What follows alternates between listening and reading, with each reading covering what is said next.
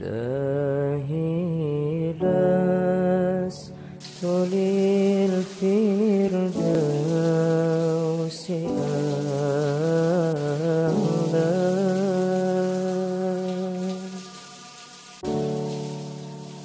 ولا أقوى على نار الجحيم،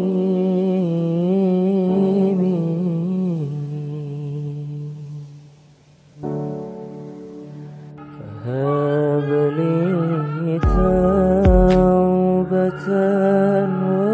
واغفر ذنوبي،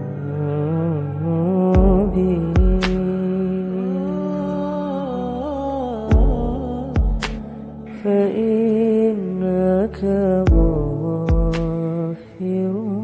الذنب العظيم.